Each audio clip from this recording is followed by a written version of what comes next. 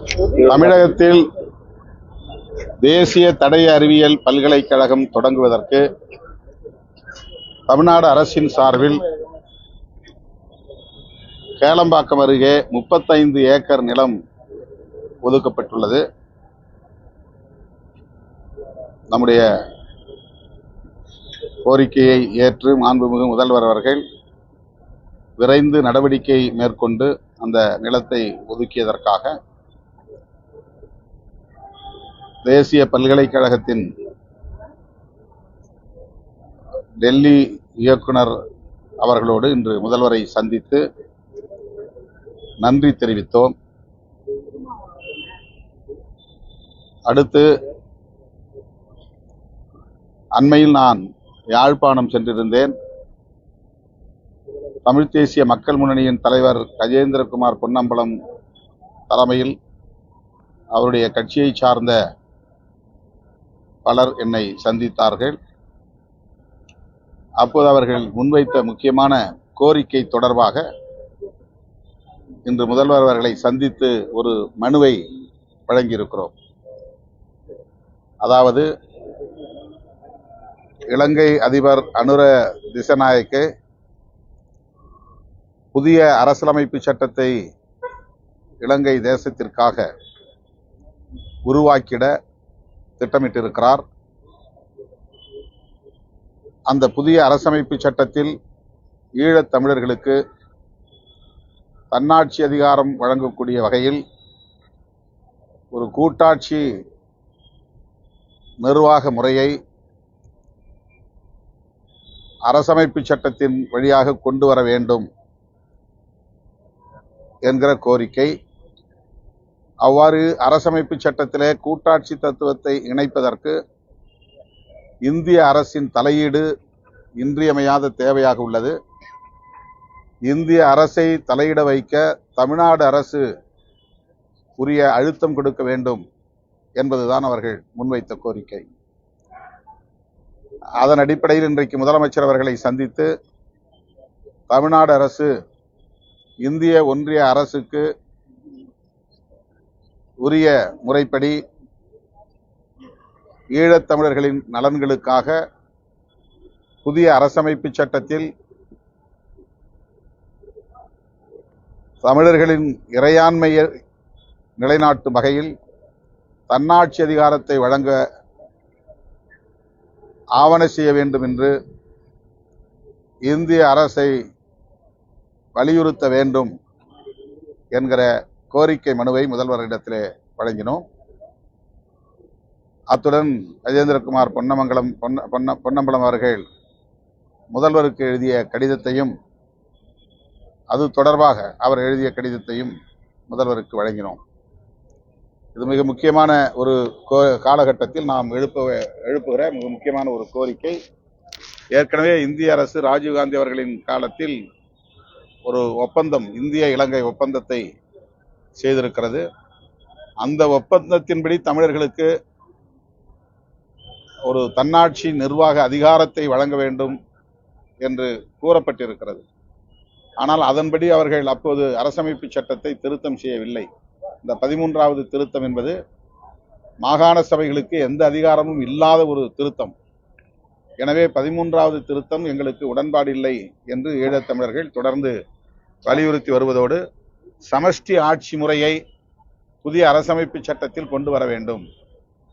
இதுதான் அவர்களின் முதன்மையான கோரிக்கை. அதை இன்றைக்கு முதலமைச்சர் அவரிடத்திலே விளக்கி பேசி இந்திய அரசுக்கு அழுத்தம் கொடுக்க வேண்டும் என்று வேண்டுகோள் விடுத்திருக்கிறேன். அடுத்து கடந்த 20 ஆண்டுகளுக்கு மேலாக தமிழக சிறைகளில் தண்டனை கைதிகளாக உள்ள ஆயுள் தண்டனை சிறைவாசிகளை, இஸ்லாமிய சிறைவாசிகளை விடுதலை செய்ய வேண்டும் என்ற கோரிக்கை மனுவையும் அதை கனிவுடன் பரிசீலிக்க வேண்டும் என்றும் முதல்வர் அவரிடத்திலே வலியுறுத்தி இருக்கிறோம்.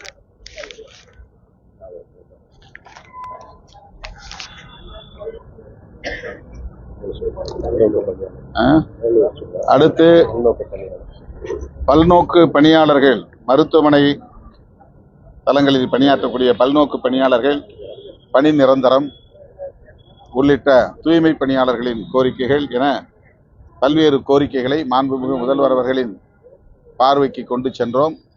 அண்ணாமலை பல்கலைக்கழகத்தில் உள்ளிருப்பு போராட்டம் நடத்தப்பட்டு வருகிறது.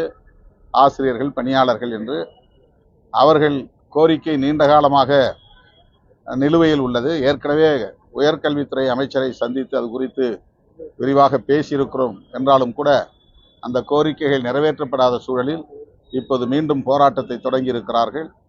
எனவே முதல்வர் அவர்கள் உடனடியாக இதில் தலையிட வேண்டும், அவர்களின் கோரிக்கைகளை நிறைவேற்ற வேண்டும் என்ற கோரிக்கையையும் முதல்வருக்கு வைத்திருக்கிறோம்.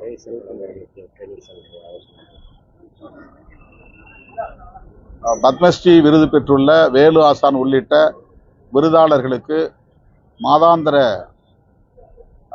தொகை அவர்களுக்கு வழங்க வேண்டும், 20,000 வழங்க வேண்டும். ஆந்திரா உள்ளிட்ட சில மாநிலங்களில் அதுபோல வழங்கப்பட்டு வருவதை வேலு ஆசான் அவர்கள் சுட்டிக்காட்டினார். முதல்வரை சந்தித்து அந்த கோரிக்கையை வைத்திருக்கிறோம். அவர் பறை இசை பயிற்சிக்காக ஒரு பயிற்சி பள்ளியை உருவாக்குவதற்கு அரசு நிலம் ஒதுக்க வேண்டும் என்கிற கோரிக்கையையும் முதல்வரிடத்திலே முன்வைத்திருக்கிறார். அப்புறம் மிகவும் அபாயமான தொழிலகங்களில் பெண்கள் பணியாற்றக்கூடாது என்பது ஏற்கனவே இருந்த சட்டம். ஆனால் இப்போது அரசாங்கம் வெளியிட்டிருக்கிற கெசட், இந்த அரசிதழில் கர்ப்பிணி பெண்கள் அந்த மாதிரியான தொழிலகங்களில் பணியாற்ற தேவையில்லை, பிற பெண்கள் பணியாற்றலாம் என்கிற பொருளில் ஒரு அறிவிக்கை வெளியிட்டிருக்கிறது. அதை நீக்க வேண்டும். பொதுவாக பெண்கள் அந்த 20க்கும் மேற்பட்ட அபாயகரமான தொழிலகங்களில் பணியாற்றக்கூடாது என்கிற பழைய நிலையை நீடிக்க வேண்டும்.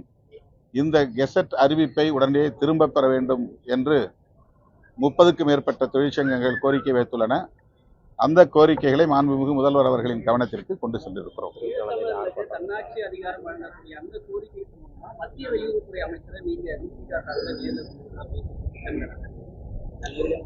பிரதமரையே சந்தித்து பேசுவதற்கும் நாங்கள் திட்டமிட்டிருக்கிறோம். அது மிகவும் முக்கியமான ஒரு கோரிக்கை. ஆனாலும் தமிழ்நாடு மாநில அரசின் மூலமாக இந்திய ஒன்றிய அரசுக்கு ஒரு அழுத்தம் கொடுக்க வேண்டும் என்பது அங்குள்ள ஈழத்தமிழர்களின் கோரிக்கையாக இருக்கிறது. ஆகவே முதல்வரை சந்தித்து இந்த கோரிக்கையை வைத்திருக்கிறோம். ஈழத்தமிழர்கள் என்ன நினைக்கிறாங்க, நிலைமை எப்படி இருக்கு? ஏன்னா போர் நடந்த இடத்துல நீங்க போயிட்டு வந்தீங்க. பொதுவா இங்க இருக்கக்கூடிய அரசியல் கட்சி தலைவர்கள் நேர்ல பார்க்க மாட்டாங்க, அந்த தளம் வேற மாதிரி இருக்குன்னு தான் ஈழத்தமிழர்கள் பேசிட்டு இருக்காங்க. என்ன மாதிரி விஷயங்களை எக்ஸ்பெக்ட் பண்றாங்க? போருக்கு முன்பு என்ன சூழல் இருந்ததோ அதே சூழல் தான் இப்போதும் இருக்கிறது. போர் முடிந்த பிறகும் அங்கே மக்கள் ஒரு பீதியில் தான் இருக்கிறார்கள். காணாமல் போனவர்களை பற்றி எந்த தகவலும் இல்லை. காணாமல் போனவர்களை குறித்த விவரத்தை அரசு வழங்குவதற்கு தயாராக இல்லை. அந்த போராட்டங்களும் தொடர்கிறது. மற்றபடி கலாச்சார படையெடுப்பு என்கிற வகையில் தமிழர்களின் தாயகமாக இருக்கிற வடக்கு மாகாணம், கிழக்கு மாகாணம் ஆகியவற்றில் திடீர் என்று புத்தர் சிலைகளை கொண்டு வந்து நிறுவுகிறார்கள். புத்தர் சிலையை கொண்டு காணிகளை ஆக்கிரமிப்பு செய்கிறார்கள். சிங்கள குடியேற்றம், பௌத்தமயமாதல் ஆகிய நடவடிக்கைகளை தொடர்ந்து அவர்கள் மேற்கொண்டு வருகிறார்கள். இலங்கையிலே ஆட்சி மாற்றம் நிகழ்ந்தாலும் கூட இடதுசாரி சிந்தனையுள்ள ஜேவிபி ஆட்சிக்கு வந்திருக்கிறது என்று சொன்னாலும் கூட அவர்களும் இனவாதிகளாகவே இருக்கிறார்கள். அந்த அரசு இனவாத அரசாகவே இருக்கிறது என்பதைத்தான் உணர முடிகிறது. ஆகவேதான் புதிதாக எழுதப்போகிற அரசமைப்பு சட்டத்தில் எங்களுக்கும் அதிகாரம் வேண்டும், அது தன்னாட்சி அதிகாரமாக அமைய வேண்டும். எனவே ஒற்றையாட்சி முறை இல்லாமல் கூட்டாட்சி முறையை அறிமுகப்படுத்த வேண்டும் என்கிற கோரிக்கையை வலுவாக முன்வைக்கிறார்கள். கோவை மதுரை மெட்ரோ ரயில் திட்டத்தை மத்திய அரசு புறக்கணித்தது முதலமைச்சர் சிஎம்ஏ வலியுறுத்திக்கிறார்.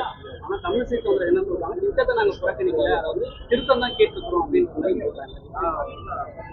அது பற்றி எனக்கு விவரம் தெரியாது. நான் அதை என்னவென்று பார்த்து சொல்லுங்கள்.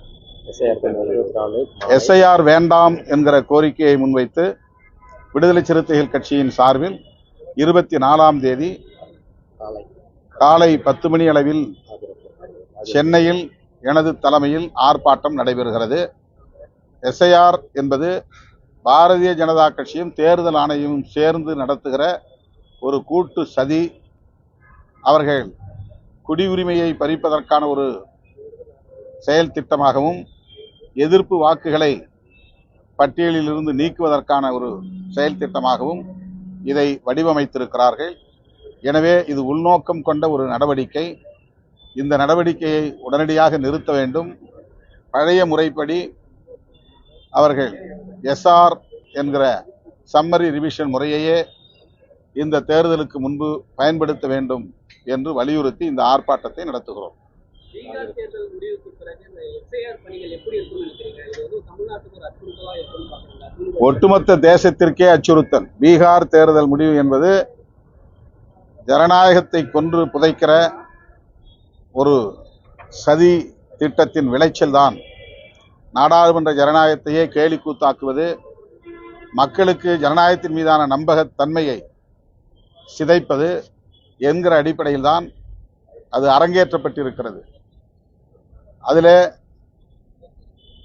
மேலோட்டமாக பார்த்தால் வாக்காளர் பட்டியல் சீராய்வு என்று சொல்லப்பட்டாலும் குடியுரிமையை பறிக்கிற தேசிய குடிமக்கள் பேரட்டை உருவாக்குகிற சிஏஏ சட்டத்தை நடைமுறைப்படுத்துகிற சதி முயற்சிதான் என்பதை வெளிப்படையாக அவர்கள் சொல்லவில்லை என்றாலும் அதுதான் உண்மை என்பதை உணர வேண்டும். இது நாட்டுக்கு நல்லதல்ல.